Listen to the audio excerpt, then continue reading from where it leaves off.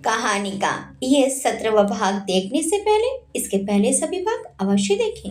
शंकर को दिल्ली में भटकते हुए काफी समय बीत गया था, लेकिन अभी तक उसे कहीं से भी कविता और नयन चौहान का सुराग नहीं मिला था।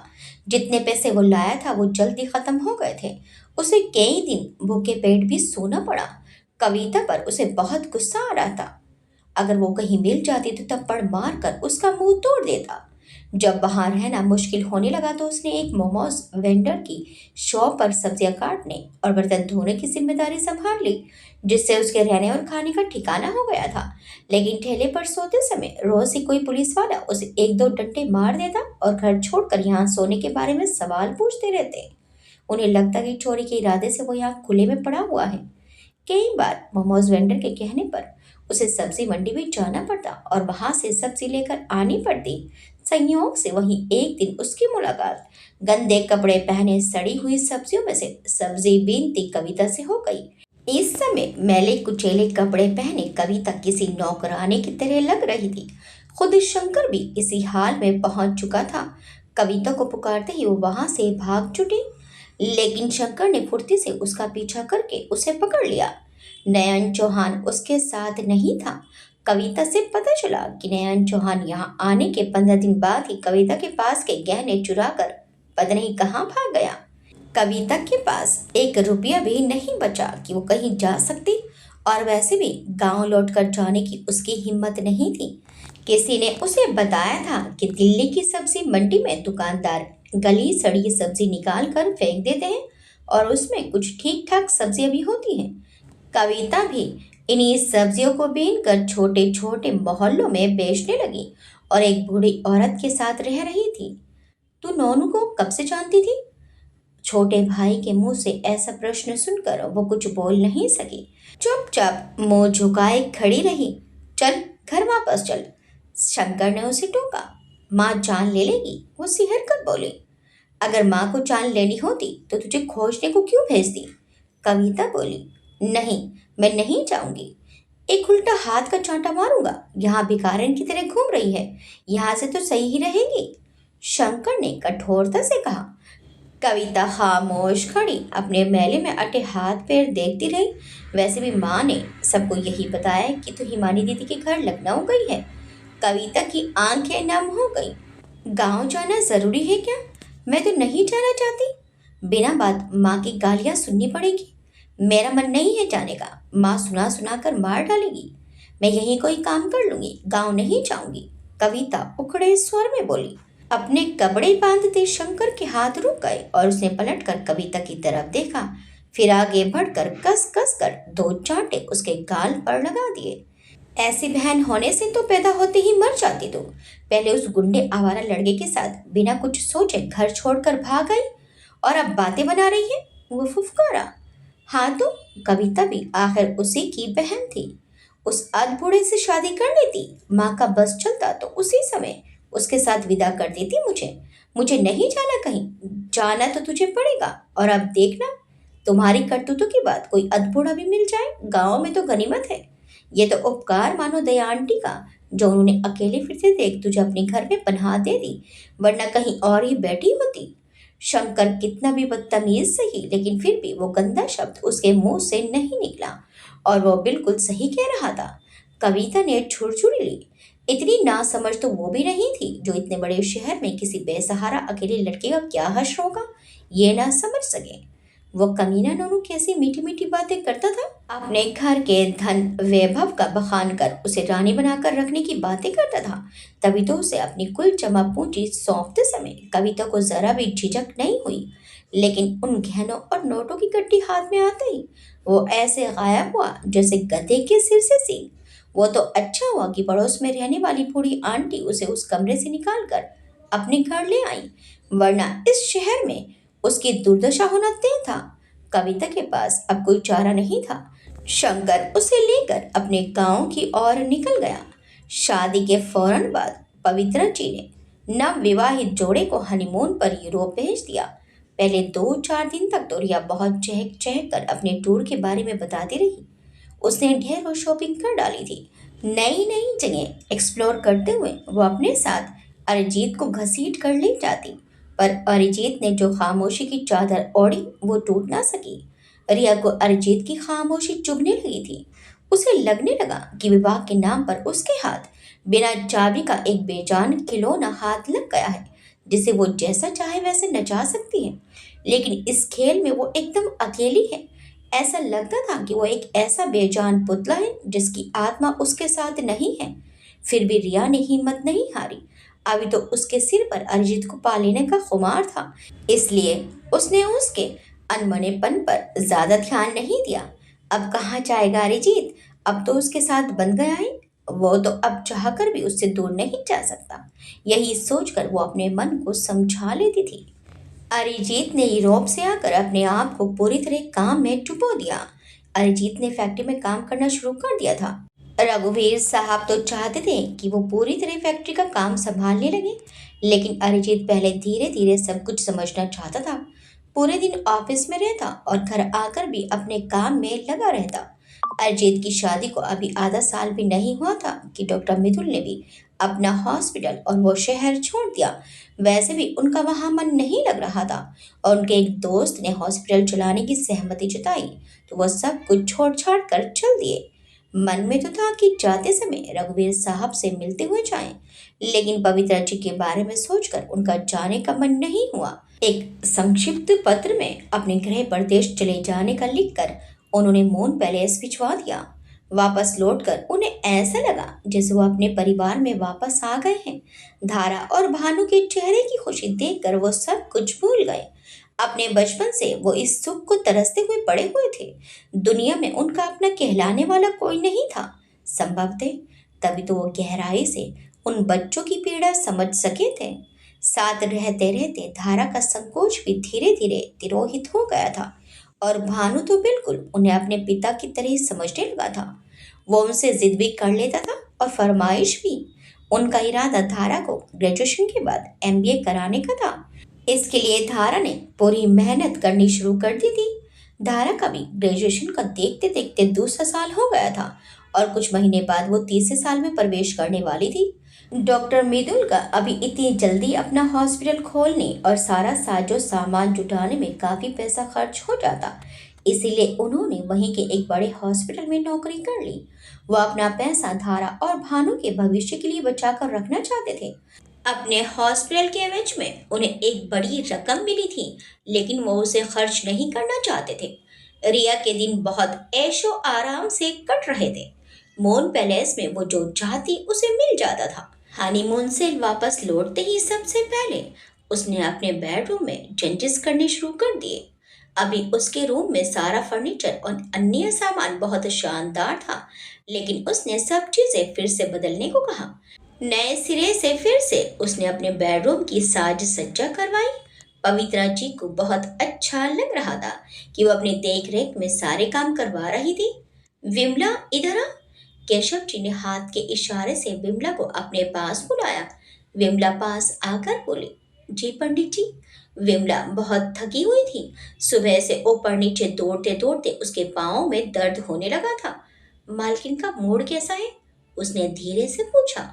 पता नहीं, आप क्यों पूछ रहे हैं? वो सशंकित होकर बोली, मुझे अपनी बेटी को लेने लखनऊ जाना है।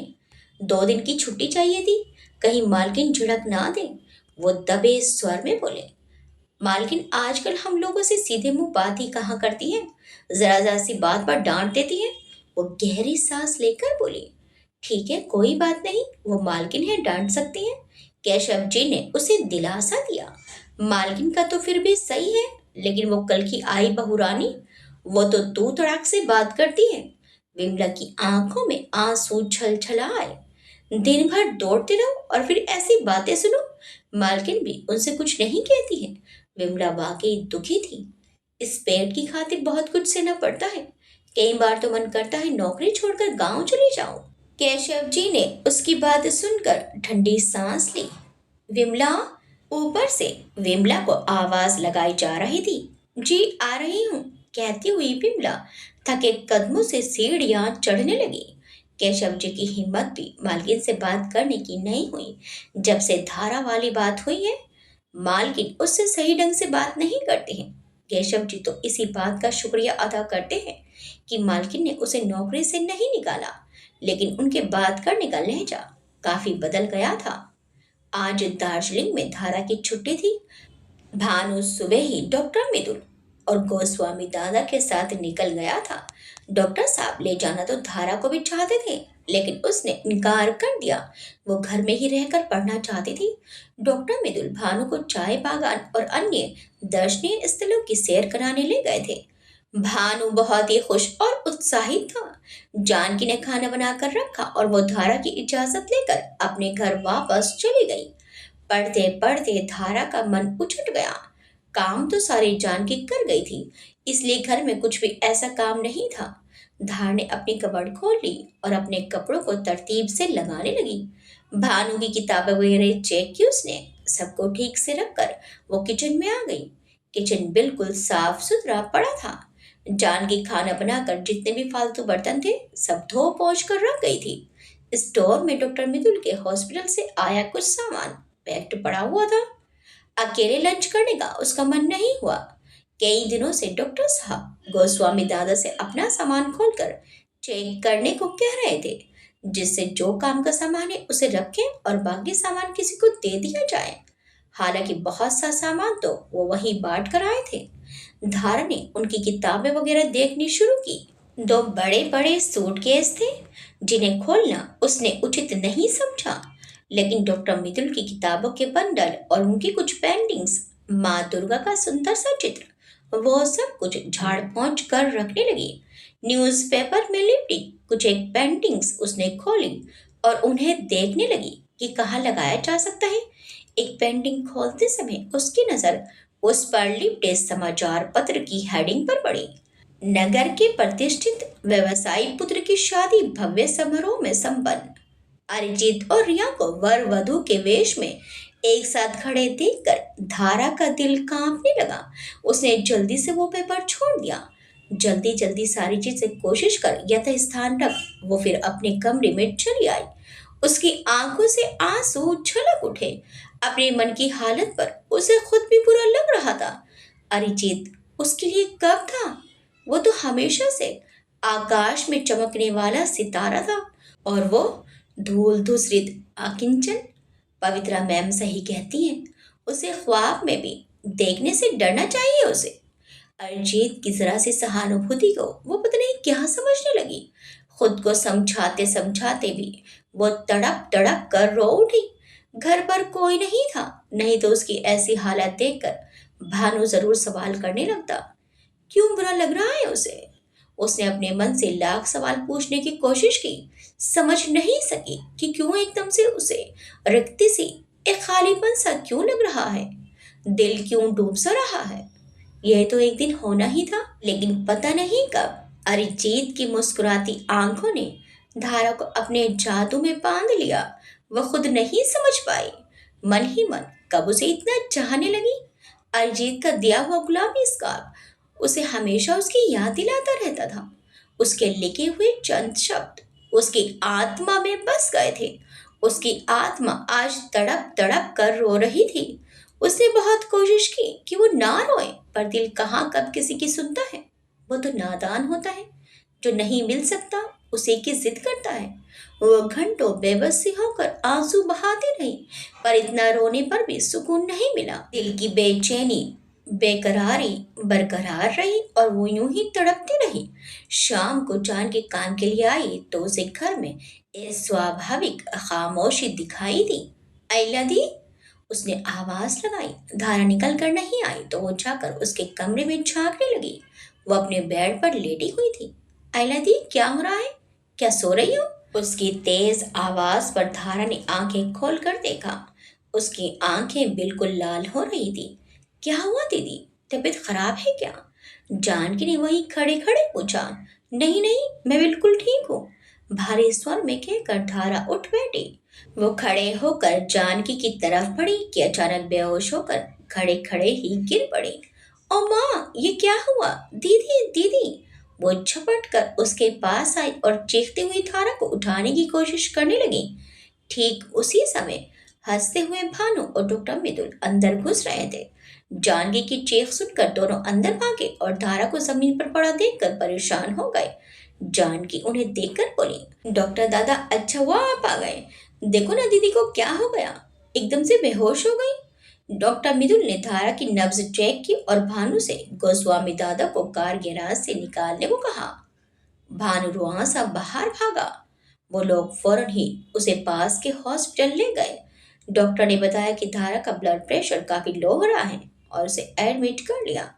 भानु को परेशान देखकर डॉक्टर मिदुल उसे बाहर ले आए। उन्हें समझ नहीं आ रहा था कि सुबह तो वो लोग धारा को अच्छा खासा हंसता मुस्कुराता छोड़कर गए थे, फिर इतनी जल्दी उसकी तबीयत कैसे खराब हो सकती है। कुछ तो हुआ है जो धारा इतनी परेशान हो गई है। अभी तो उसे छेड़ना मुमकिन नहीं है, लेकिन उसकी तबीयत ठीक होते ही उससे इस विषय में बात करनी ही पड़ेगी। धारा को जब होश आया तो वो अपने आसपास परेशान हाल डॉक्टर मितुल और उदास भानु को देखकर ग्लानि से भर गई। सब लोग कितने परेशान हैं उसके लिए, और वो मूर्ख की तरह अपने ही स्वार्थ में लगी है। डॉक्टर मितुल उसके लिए अपना जमा जमाया हॉस्पिटल छोड़ आए। गोस्वामी दादा दिन भर उसके लिए दौड़ते रहते हैं, और भानु, उसका कौन है धारा के सिवा। आकाश के तारे चाहो भी तो हाथ में नहीं आते, जो उसका कभी हो ही नहीं सकता। उसके बारे में सोचने से भी क्या फायदा। वह इस तरह से केवल अपने प्रियजनों को कष्ट ही पहुंचा रही है। उसे क्या हक पहुंचता है कि वो इतना प्यार करने वालों को बिना बात परेशान करे। आंसुओं से सुर्ख आंखों को उसने पोंछ लिया। इन आंसुओं की कोई कदर नहीं, क्यों बिना बात ए प्राप्य के लिए वो अपने आसपास के स्नेह करने वाले लोगों को अपनी वजह से उदास करे।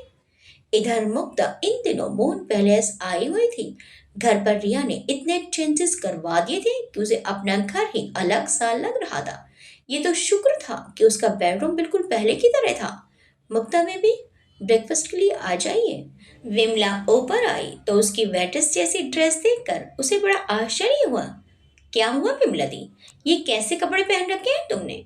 विमला चुप खड़ी होकर उसका मुंह देखती रह गई। क्या हुआ विमला दी, किस टेंशन में हो। मुक्ता हंस पड़ी, लेकिन विमला मुस्कुराई तक नहीं। नीचे आ जाइए, विनती भरे स्वर में कहकर वो नीचे चली गई। अजीब बात है, उसके मुंह से निकला। जब वो नीचे पहुंची तो उसने देखा कि नीतू भी डाइनिंग टेबल से थोड़ा हटकर विमला की तरह की ड्रेस में ही खड़ी है। वाह भाभी, आपने तो हमारा घर पूरी तरह बदल दिया। मुग्धा हंसते हुए डाइनिंग चेयर पर बैठ गई, जहां पवित्रा जी, अरिजीत और रिया बैठकर उसका इंतजार कर रहे थे। रिया गर्व भरे अंदाज में मुस्कुरा दी। बाबा कहाँ है। उसने चारों तरफ नजरें घुमाई। वो आज जल्दी निकल गए, पवित्रा जी ने बताया। मुग्धा को ये देखकर बहुत बुरा लगा कि अरिजीत चुपचाप अपनी कॉफी पी रहा था।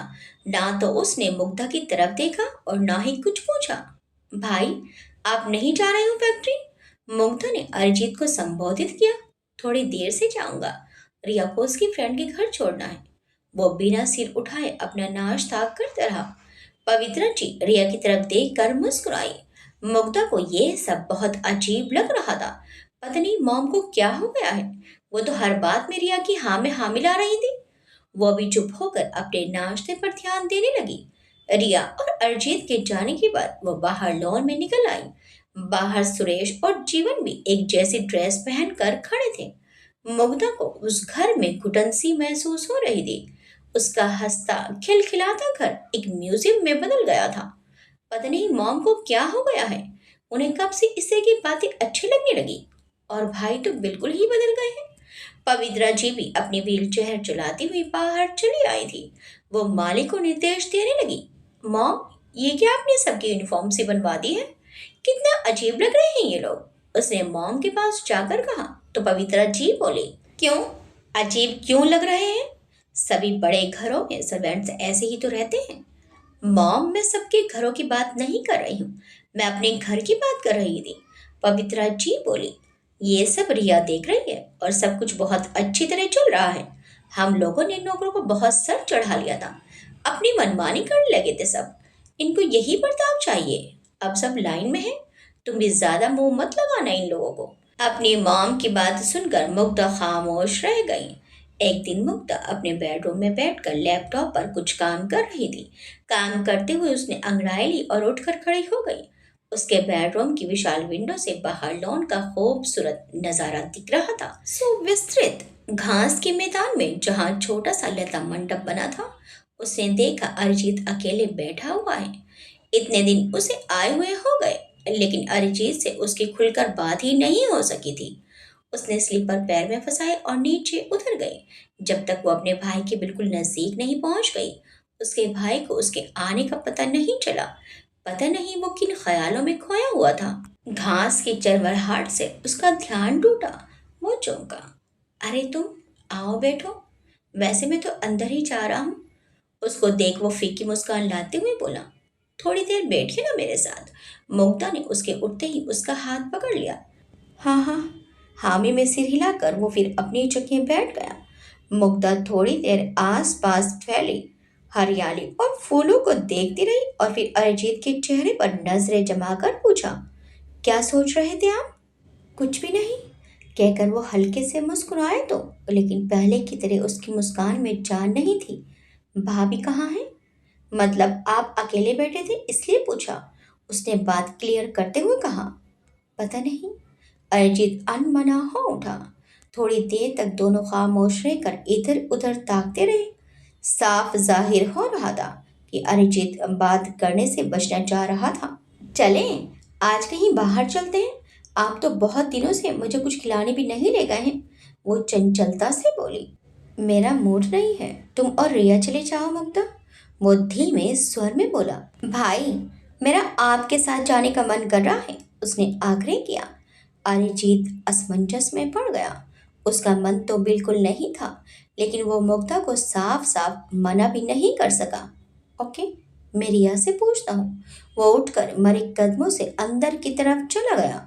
मुग्धा अचरज में भरकर कुछ कह भी नहीं सकी। पता नहीं अरिजीत इतना कैसे बदल गया। ऐसा लगता है कि वो अरिजीत ना होकर और ही कोई हो। चलो हम लोग ही चलते हैं। रिया की फ्रेंड आने वाली है, वो नहीं जाएगी।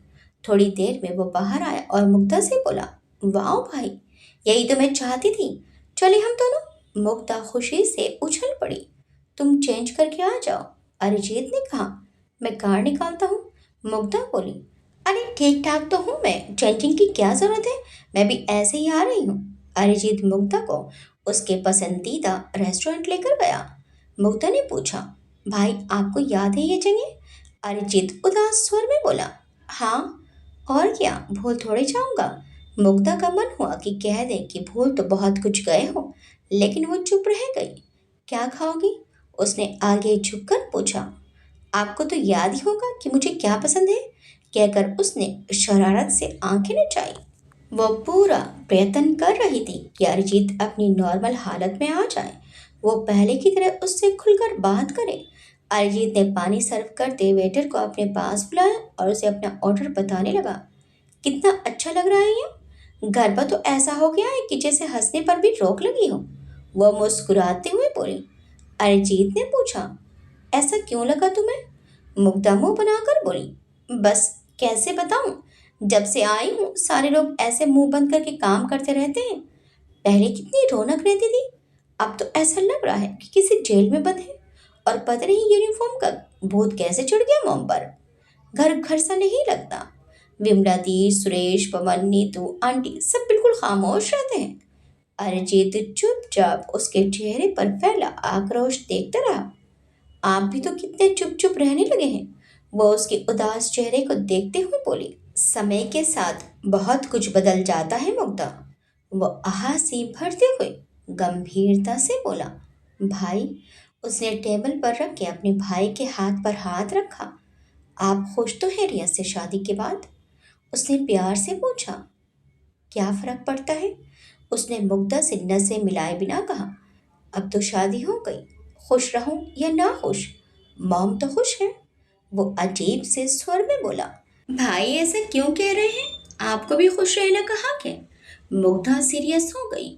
अरिजीत ने कोई जवाब नहीं दिया, बस चुप बैठा शून्य में निहारता रहा। फिर मुग्धा का मन भी खाने पीने में नहीं लगा। कहाँ तो वो अरिजीत का मूड ठीक करना चाहती थी, कहाँ उसका भी मन खराब हो गया।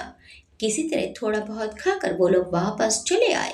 लिविंग रूम में रिया अपनी फ्रेंड के साथ बैठी थी। आओ यार, बैठो ना यहाँ। उसने अरिजीत का हाथ पकड़कर उसे अपने पास बिठा लिया। इनसे मिलो मुग्धा, अरिजीत की सिस्टर। मुग्धा ने सौजन्यतावश जाकर उसकी फ्रेंड को हेलो कहा तो रिया ने परिचय करवाया। उसकी फ्रेंड ने सिर हिलाकर हेलो कहा और फिर दोनों बातों में मगन हो गई। मुग्धा को उन्होंने बैठने के लिए भी नहीं कहा। मुग्धा को बहुत अपमानित सा महसूस हुआ। वो उनकी बातों में वैसे भी नहीं बैठती, लेकिन शिष्टाचार के नाते इंसान कहता तो है। लेकिन रिया ने एक बार भी उसे बैठने को नहीं कहा।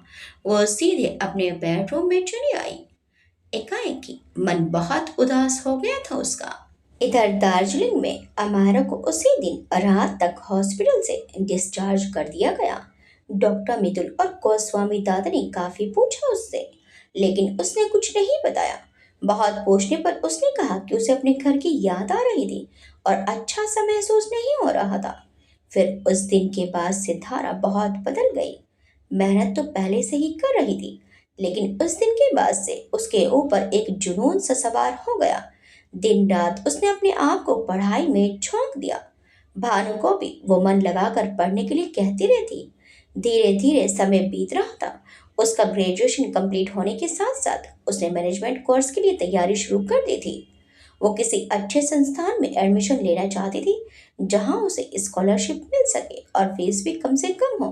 एक दिन डॉक्टर मिदुल धारा को देखकर बोले, कितना रूखा चेहरा हो रहा है तुम्हारा, क्या रात भर जागती रही?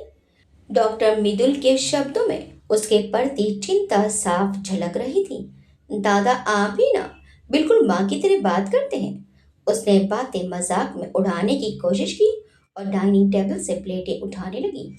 देखो भानु, देख रहे हो अपनी दीदी को, बिल्कुल बौका समझती है मुझे। वो रूठ कर बोले। दादा, बौका मीन्स? भानु हंसते हुए बोला तो डॉक्टर मिदुल मुंह बनाकर बोले, अच्छा, दोनों बहन भाई मिल गए हो। बौका मीन्स वही जो तुम लोग मुझे समझ रहे हो, यानी बुद्धू समझे खोका। दारा को भी हंसी आ गई। वो बिल्कुल बच्चों की तरह रूठ गए थे। दारा उनके रूठने पर बोली, अरे दादा, ऐसे कभी हो सकता है? वो जाकर उनके गले लग गई। आप तो हमारे लिए सब कुछ हैं, हम कैसे आपको बुद्धू समझ सकते हैं? वो विकलित स्वर में बोली, अरे मजाक कर रहा था। तो माँ है मेरी, तुम लोगों के लिए ही तो जी रहा हूं मैं। वो स्नेह भरे स्वर में बोली। दादा, इतनी छोटी सी माँ? भानु फिर हंसा। चल दोस्त, ये मेरे पिछले जन्म की माँ है, समझे कि नहीं? डॉक्टर मिदुल भी खुलकर हंस दिए। धारा प्लेटें उठाकर किचन की तरफ चली गई। उसकी आंखें नम हो गई थी। वास्तव में ये दिन डॉक्टर मिदुल की बहुत कड़ी मेहनत के बाद आए हैं।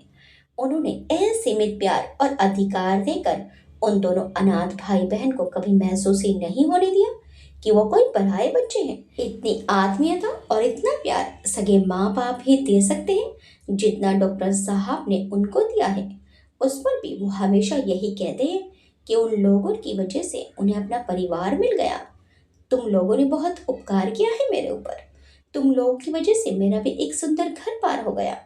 हमेशा वो ऐसे ही कहते हैं, जब मरूंगा तो कम से कम कोई आंसू बहाने वाला तो होगा। वो हसरत भरे अंदाज में कहते हैं, दादा आप बहुत ही बेकार बातें करते हैं। भानु चिढ़ जाता। लो, बेकार क्यों, कभी ना कभी तो मरूंगा ही, अमृति खाकर थोड़ी आया हूँ। वो स्नेह से भरकर कहते, अभी 10-12 साल तो आप हिलने वाली नहीं हो। गोस्वामी दादा उन्हें छेड़ने लगते तो डॉक्टर मिदुल कहते, हाँ तो और क्या, भानु के बच्चे अपनी गोद में खिलाकर अपने सारे अरमान पूरे करूंगा। और दीदी के? भानु के मुंह से निकला। धारा वहीं बैठकर हंस रही थी। यह सुनते ही उसके मुंह पर स्याही सी पुत गई। वो उठी और अपने कमरे में घुस गई। डॉक्टर मिदुल ने चुपचाप भानु को आंखें दिखाई। गोस्वामी दादा ने भी अपनी जेब दबाकर डॉक्टर साहब की तरफ देखा। इतने दिनों में बहुत से परिवर्तन आए थे, लेकिन धारा के मन में दबी फांस अभी तक वहीं धसी थी। जरा सा कोई जिक्र चलते ही वो कसकने लगती थी। चाहकर भी ना तो वो अरिजीत को भुला सकी थी, ना ही उससे नफरत कर सकी। लाख बार मन को समझाती कि अरिजीत अब किसी और का है, लेकिन मन के सिंहासन पर आज भी वो बड़ी शान से वैसे ही विराजमान था। उसकी बातें, उसकी नजर, उसकी मुस्कुराहट पहले दिन की तरह ताज़ा थी। इतना समय बीत जाने पर भी विस्मृति की धूल उसे जरा भी मलिन नहीं कर सकी थी, बल्कि समय के साथ चाहत और गहरी होती जा रही थी। इधर देहरादून में एक दिन अरिजीत ऑफिस जाने के लिए तैयार हो रहा था। अरिजीत डार्लिंग, अरिजीत, आर्या ने तैयार होते अरिजीत के गले में बाहें डाल दी। तैयार होने तो मुझे।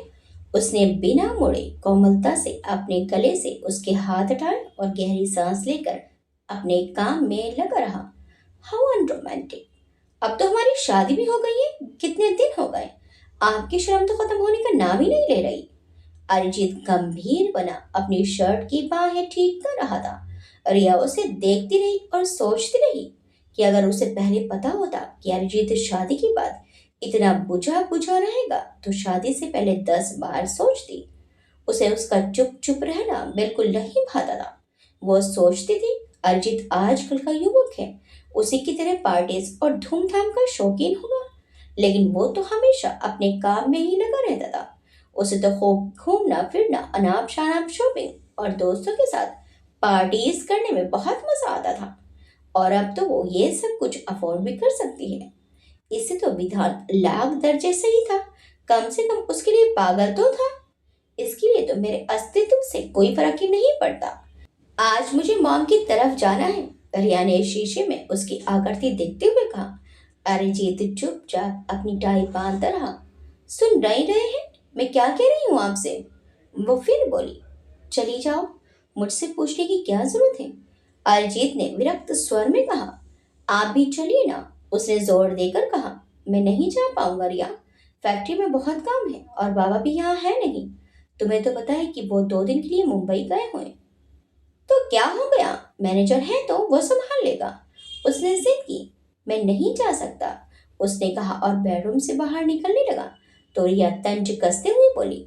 सारी ड्यूटीज फैमिली के लिए ही है आपकी, ये मेरे लिए भी कुछ है? बहन को तो बड़ी जल्दी घुमाने चलती है। रिया चिढ़ गई थी। अरिजीत बोला। डोंट टॉक रबिश, तुमसे भी पूछा था मैंने, मैं तुम्हें तो मना नहीं कर रहा जाने के लिए, तुम जाओ। रिया बोली। आज मॉम का बर्थडे है, उन्होंने हमें बुलाया है। अरिजीत बोला। तो बुलाया तो मॉम और मुग्धा को भी होगा, उनके साथ चली जाओ। रिया मुंह बनाकर बोली। मुग्धा को क्यों बुलाएंगी? उन्होंने अपने बेटी दामाद को बुलाया है, पार्टी थ्रो कर रही है। अरिजीत को बुरा लगा, पहले ही उसका मन नहीं था। रिया की बात सुनकर और भी मन खराब हो गया। फिर तो मैं बिल्कुल नहीं जाऊंगा मॉम और मुग्धा को छोड़कर। रिया गुस्से में बोली। What do you mean? इतने ढेरों नौकर हैं, अकेली कहाँ है वो? अरिजीत बोला। कुछ नहीं, बाबा है नहीं और मुझे बहुत काम है, कहकर वो नीचे उतर गया। देखती हूँ कैसे नहीं जाते हो। वो मन ही मन बुदबुदाई और अरिजीत के पीछे पीछे सीढ़ियां उतर गई। बाहर डाइनिंग हॉल में मुक्ता और पवित्रा जी ब्रेकफास्ट सर्व होने का इंतजार कर रहे थे। गुड मॉर्निंग एवरीबॉडी, रिया ने कहा और धम से अपनी चेयर पर बैठ गई। विमला और नीतू नाश्ता सर्व करने लगी। अचानक पता नहीं क्या हुआ कि रिया के सामने रखा जूस का गिलास लुढ़क गया और जूस डाइनिंग टेबल पर बिखर गया। स्टूपिड, अंधी हो क्या? रिया ने अपनी चेयर पीछे की और विमला पर बरस पड़ी। विमला उससे काफी दूर थी, इसलिए उसका हाथ लगने का सवाल ही नहीं उठता था। फिर भी उसके होंठ हिल कर रह गए, वो कुछ बोल नहीं पाई। लेकिन मुग्धा को बहुत बुरा महसूस हुआ। उसने कह दिया। विमला तो आपसे काफी दूर है, तो क्या मैंने अपने ऊपर खुद जूस गिरा लिया? गुस्से में रिया का मुंह लाल हो गया। ये तुम कैसे बात कर रही हो सकता है तुम्हारा ही हाथ लग गया हो। अरिजीत ने नरमी से कहा। आप सर्वेंट्स के सामने मुझे गलत ठहरा रहे हैं। रिया और गुस्से से बोली। चिल्लाओ मत रिया, गिर गया तो गिर गया, नीतू से साफ कर दो और रिया को दूसरे गिलास में जूस डाल दो। अरिजीत ने कहा। मुझे नहीं चाहिए। नीतू के आगे बढ़ने से पहले रिया गुस्से से भरी अपनी चेयर खिसकाकर खट खट करती ऊपर की सीढ़ियां चढ़ गई। इस सब के बीच पवित्रा जी खामोश बैठी रही। ब्रेकफास्ट सर्व होने के बाद उन्होंने विमला और नीतू को जाने का इशारा किया। ये क्या था अरिजीत? नौकरों के सामने तुम रिया को डांट रहे हो? वो कड़वे स्वर में बोली। जाओ अब बुलाकर लाओ रिया को। अरिजीत बोला। मॉम, वो अपने आप आ जाएगी। जाओ लेकर आओ उसे। ऐसे अच्छा लगता है क्या? लेकर आओ वरना मैं भी ब्रेकफास्ट नहीं करूंगी। अरिजीत ने उनके चेहरे पर नजर डाली और फिर अपने पैरों पर फैलाए नैपकिन को टेबल पर रखकर उठ खड़ा हुआ। जो हुआ उसमें भाई की नहीं भाभी की गलती है। मुग्धा और ज्यादा बर्दाश्त नहीं कर सकी तो उसने कह दिया, तुम इस मामले में मत बोलो मुग्धा। मुग्धा बोली, क्यों? आपको पता है कि वो हर बात पर अपनी मनमानी करती है। विमला दी की तो। मुग्धा और उसकी इस बात बीच में काटते हुए बोली, तुमसे मैंने कितनी बार कहा है कि नौकरों से जरा दूरी बनाकर रखा करो, तुम्हें कब समझ आएगा? मुग्धा बोली, कल मुझसे ही इतना मिसबिहेव किया, अपनी फ्रेंड के साथ बैठी थी और मैंने उन लोगों को हेलो कहा तो एक बार भी मुझे बैठने को नहीं कहा। पवित्रा जी बोली, तुम्हें अपने ही घर में किसी और के बैठने को कहने की जरूरत क्या है? मुग्धा बोली, मॉम इट्स ओके कि आप अपनी बहू को सपोर्ट करती हैं, लेकिन इतना भी नहीं करिए कि सही गलत भी ना देखें। मुग्धा को गुस्सा आ गया, तुम कुछ ज्यादा नहीं बोलने लगी हो? कहकर पवित्रा जी ने उस पर तीखी नजर डाली। ठीक है, आगे से मुंह बंद करके रहूंगी, मुग्धा कहकर अपनी चेयर से उठ खड़ी हुई। मुग्धा बैठो, ब्रेकफास्ट करके उठना। पवित्रा जी ने आदेश दिया। I have lost my appetite, उसने चिढ़कर कहा और अपने बेडरूम की तरफ चली गई। पवित्रा जी देखी नजरों से उसी तरफ देखती रही। थोड़ी देर में अरिजीत और रिया नीचे उतर कर आए और अपनी अपनी चेयर्स पर बैठ गए। अरिजीत का चेहरा उतरा हुआ था। रिया जानती थी कि पवित्रा जी ने ही उसे भेजा था, इसीलिए इसी शर्त पर नीचे उतर कर आई थी कि अरिजीत उसे उसकी मॉम के घर ले जाएगा। रिया बोली, मॉम आज मैं और अरिजीत मेरे घर जा रहे हैं, कल लौट आएंगे। क्यों, क्या हुआ? पवित्रा जी ने पूछा तो रिया बोली, मॉम ने बुलाया है। पवित्रा जी बोली, ओके, लेकिन अरिजीत तुम्हारे बाबा तो यहाँ है नहीं, तुम्हें तो फैक्ट्री भी जाना था, मैनेजर देख लेगा। अरिजीत के बोलने से पहले रिया ने लापरवाही से कहा। पवित्रा जी कुछ बोलना चाहती थी लेकिन चुप रहकर अपना ब्रेकफास्ट करने लगी। मुग्धा अपने बेडरूम में उदास पड़ी हुई थी। उसे अपने बाबा की बहुत याद आ रही थी। घर में उसका दम घुट रहा था।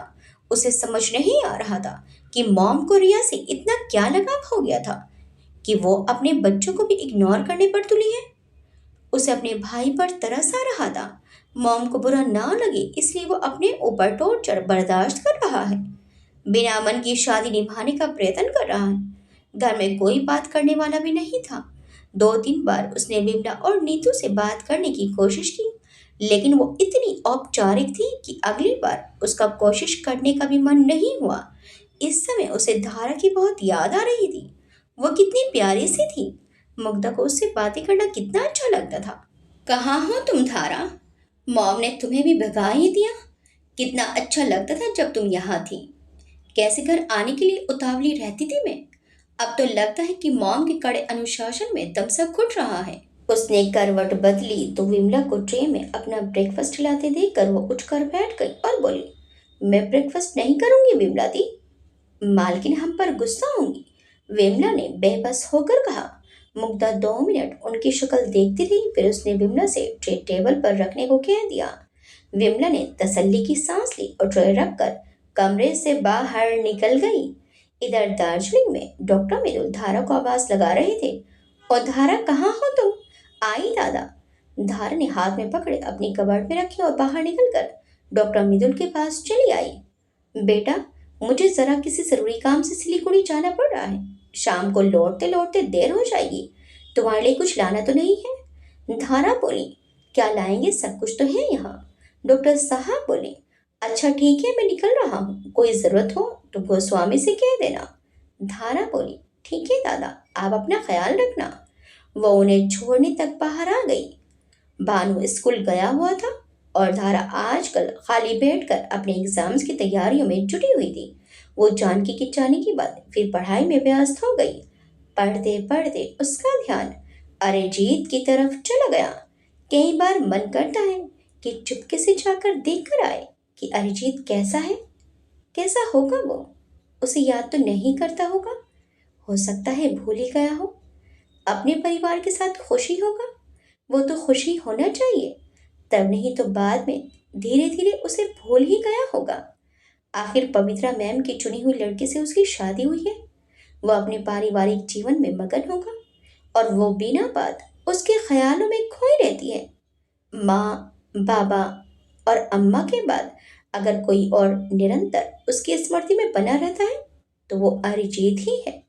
कभी कभी मुग्धा भी याद आती है, जिसने बहन की तरह ही उससे व्यवहार किया था। वो अरिजीत के बारे में काफी देर तक सोचती रही। इधर रिया के घर पर, मॉम, अब तो आपका केक कट गया, बर्थडे मना लिया आपने। अब मैं और अरिजीत बाहर जा रहे हैं। अब कहाँ जाओगी? मैं तो डिनर लगवाने जा रही थी। ओ मॉम, अब इसे कौन डिनर करेगा? वहां तो निकल ही नहीं पाते हैं। यहाँ थोड़ा बाहर घूम कर आऊंगी। अरे श्वेता, जाने तू ना। रिया कोई छोटी बच्ची थोड़ी है, उसका हस्बैंड साथ में है। इतना क्या है? रिया के डैड ने उसकी मॉम को समझाया तो श्वेता बोली, अरे ये यहाँ हमसे मिलने आई है कि बाहर घूमने फिरने? रियू, कल तो तुम चली जाओगी। घर पर डिनर करो ना।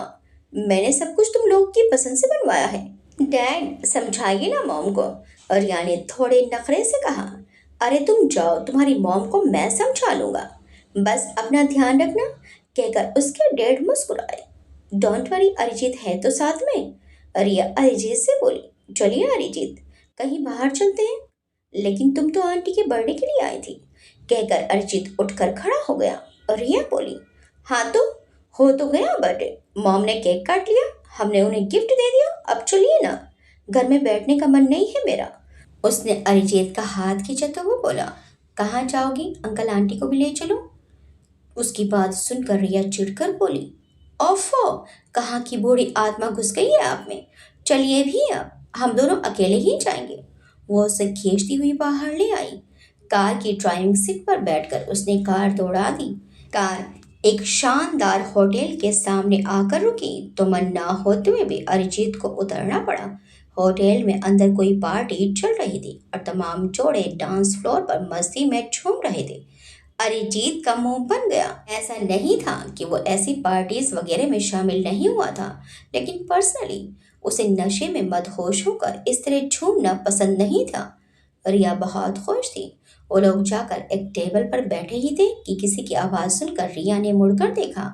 उसकी दोस्त पिंकू खड़ी थी। What A pleasant surprise! तू तो गायब ही हो गई थी रियू, कहकर उसने मुस्कुराते हुए रिया को गले लगाया। ये मेरे हबी हैं, सो हैंडसम। उसने हाथ बढ़ाया तो अरिजीत को खड़े होकर हाथ मिलाना ही पड़ गया। पिंकू बोली, आजा, आज रोहित पार्टी दे रहा है, सब तुझसे मिलकर खुश हो जाएंगे। अभी आती हूँ। रिया अरिजीत की वजह से थोड़ा सा कुछ आई। अरे आना, पिंकू ने जिद की, आप भी आ जाइए। नहीं, आप लोग जाओ, मैं यही हूँ, अरिजीत ने धीमे से मुस्कुराकर कहा। पिंकू ने फिर कुछ नहीं सुना, खींचते हुए रिया को लेकर झूमते हुए लड़के लड़कियों की भीड़ में घुस गई। पिंकू ने उसे रोहित से मिलवाया। हे बर्थडे बॉय, देखो मैं किसे लेकर आई हूँ। हाय रिया, आफ्टर सो लॉन्ग, कैसी हो? कैसी चल रही है तुम्हारी मैरिड लाइफ? कहकर रोहित ने उसके हाथ थाम लिए। बढ़िया एकदम, कहते कहते उसकी नजर विधान पर पड़ी, जो किसी लड़की के साथ था और उसे देखते ही उसकी तरफ आ रहा था। रिया बोली, हाय, हेलो, हाउ आर यू? विधान ने नजरें उसके चेहरे पर जमा दी और बोला, कॉन्ग्रेट्स।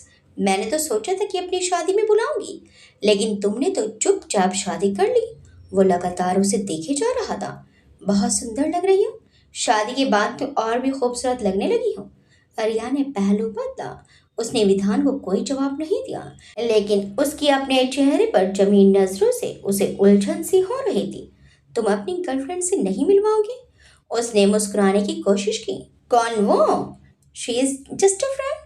तुम्हारे बाद गर्लफ्रेंड बनाने लायक कोई मिला ही नहीं, कहकर वो धीमे से हंसा। तो रिया बोली, प्लीज विधान, ऐसी बातें मत करो। चलो, तुम कहती हो तो नहीं करता। वो उदास होकर बोला, कुछ पीने के लिए लाऊं तुम्हारे लिए? उसने फिर पूछ लिया तो रिया बोली, नो थैंक्स। अकेली हो? वो पूछने लगा। नहीं, अरिजीत भी है साथ में, वो कठिन स्वर में बोली। तो विधान बोला, अरे तो मिलवाओ ना, मैं भी तो देखूं कि मुझे छोड़कर किससे शादी की है तुमने। विधान के साथ और लोग भी हंसने लगे। बहुत शानदार है रिया की लाइफ पार्टनर, पिंकू चहकी। वो देखो ब्लू शर्ट, उसने हाथ के इशारे से बताया तो विधान ग्लास हाथ में उधर ही भर गया। आती हूँ, आशंकित मन से। और रिया भी उसके पीछे अरिजीत की तरफ बढ़ गई। हेलो, मैं विधान हूँ, रिया का दोस्त, कम जॉइन अस। उसने हाथ मिलाते हुए कहा तो अरिजीत को उठकर आना ही पड़ा। हैप्पी बर्थडे, उसने रोहित को बधाई दी। Hey cheers for Riya and Arijit.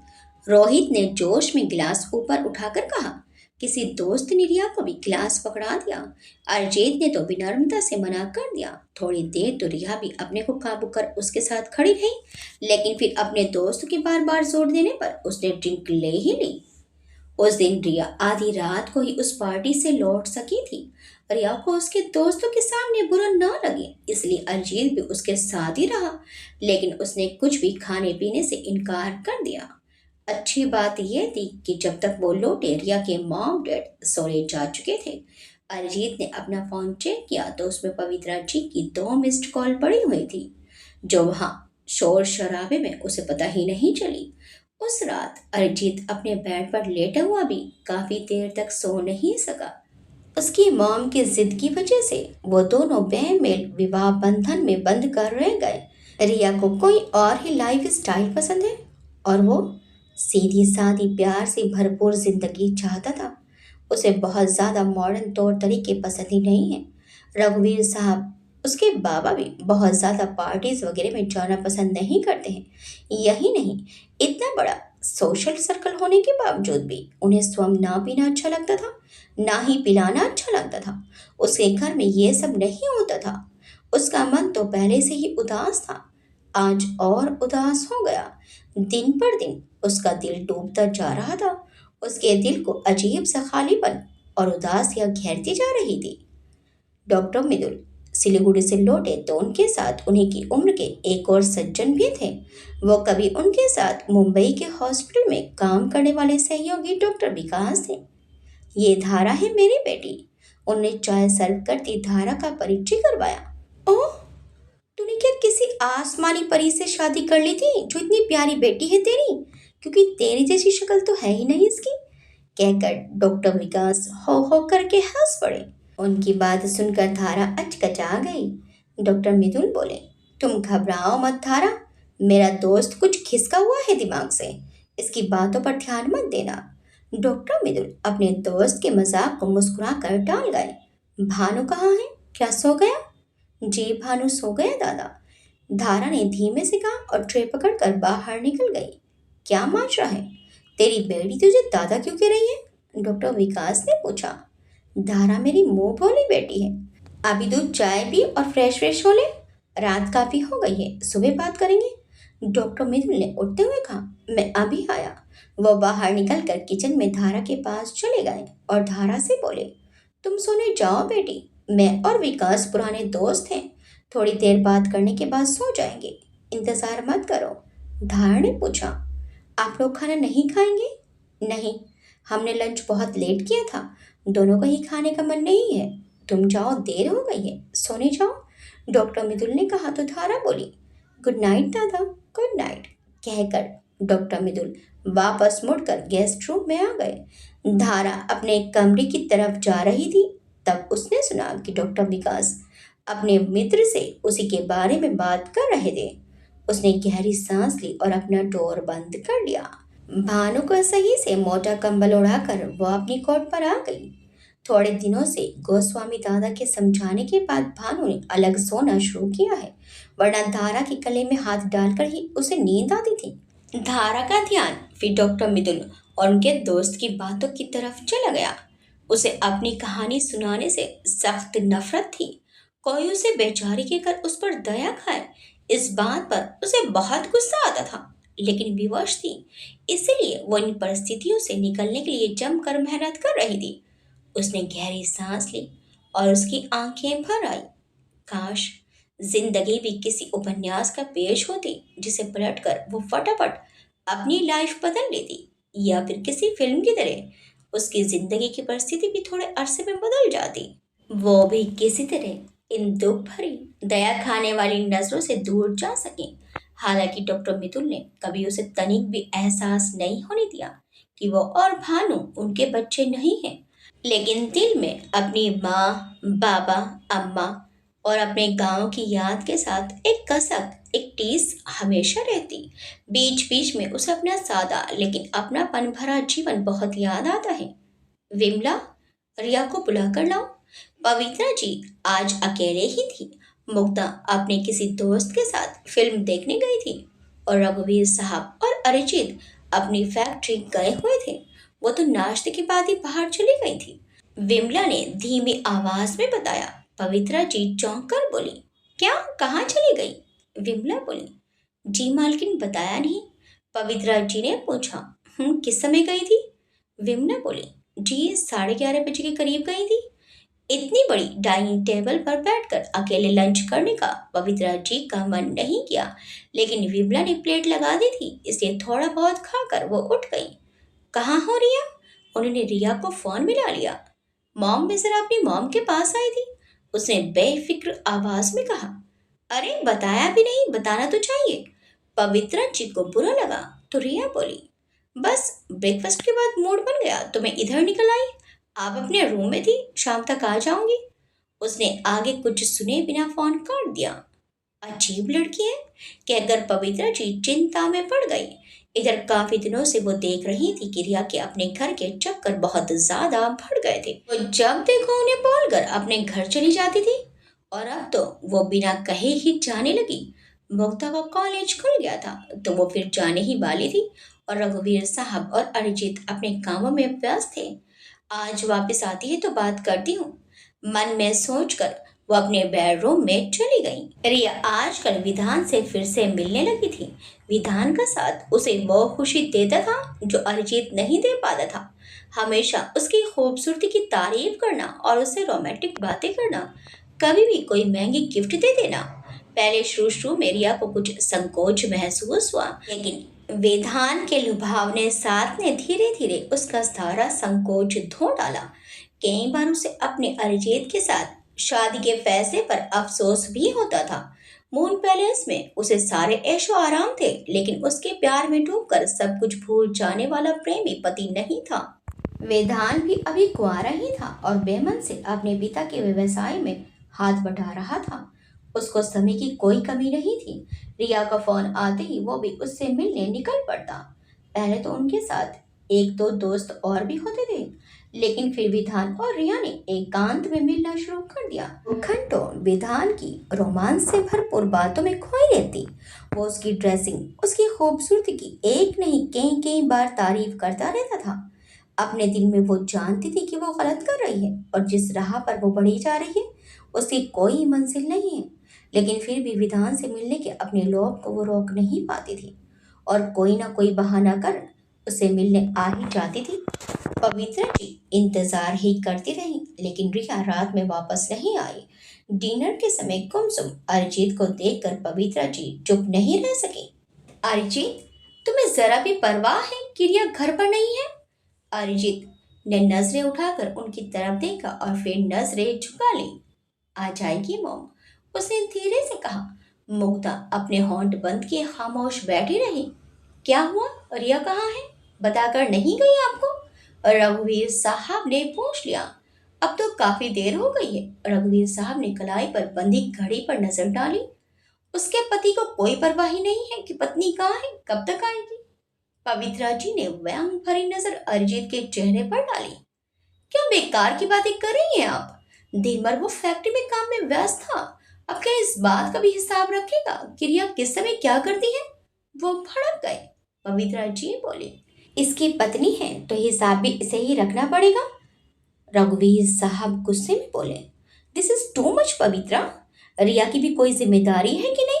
वो बिना बताए ऐसे कैसे जा सकती है? रघुवीर साहब सख्त गुस्से में आ गए थे। आपने फोन नहीं किया उसे? उनकी बातों के बीच में अरिजीत एक शब्द नहीं बोला। किया था फोन मैंने, वो अपनी मॉम के पास है। लेकिन आप अपने बेटे से पूछिए, इसे क्या ध्यान नहीं रखना चाहिए अपनी पत्नी का? रघुवीर साहब बोले, वो कोई छोटी बच्ची नहीं है जो उसका ध्यान रखा जाएगा, बल्कि उसे खुद परवाह होनी चाहिए कि मेरा हस्बैंड सारे दिन से काम से थक कर आएगा तो वो उसका ध्यान रखे। उन्होंने कड़े स्वर में कहा, देखिए पवित्रा, मैंने हमेशा आपकी बात अपने से पहले रखी है। आपने अरिजीत के लिए रिया का चुनाव किया तो मैंने कोई एतराज नहीं जताया, क्योंकि हमें एक संस्कारवान लड़की के सिवा चाहिए भी क्या। लेकिन आप अपनी बहू को उसकी जिम्मेदारियां भी बताइए, समझी? अब आप बहुत रूढ़िवादी बातें कर रहे हैं, वो चिढ़कर बोली। इतने सारे नौकरों के होते हुए उसे जिम्मेदारी संभालने की क्या जरूरत है?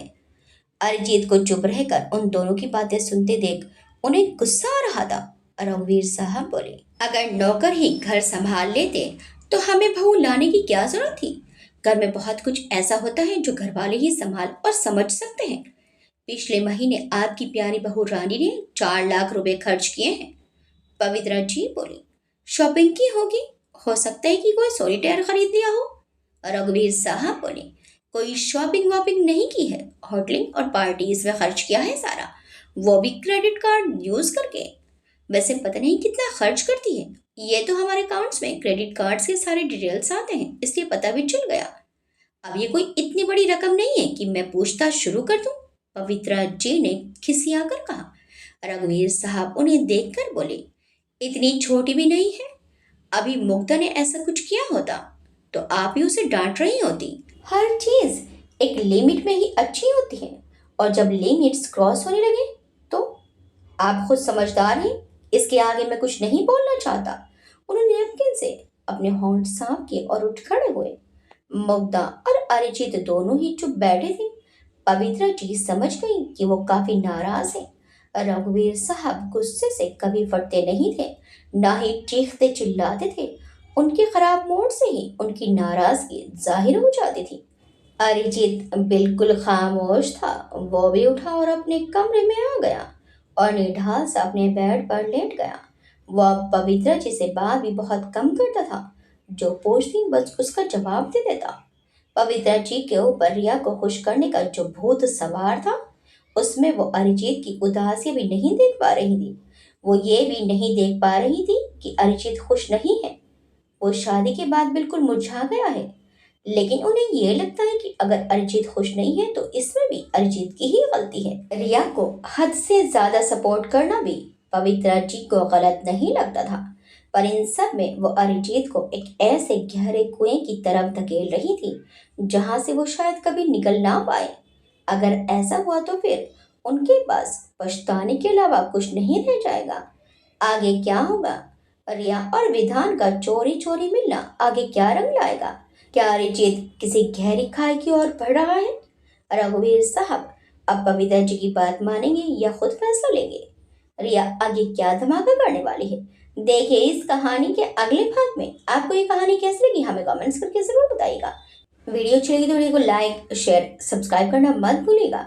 मिलते हैं इस कहानी के अगले भाग में। Till then bye bye.